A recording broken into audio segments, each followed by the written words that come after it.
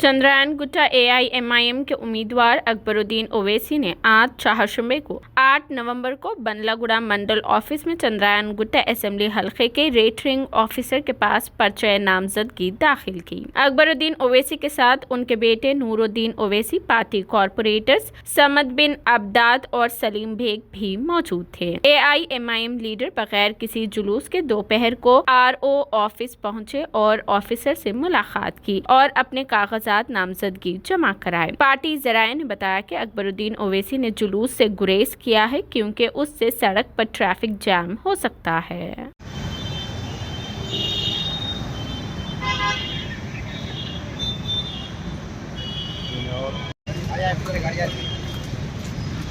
सलीम भाई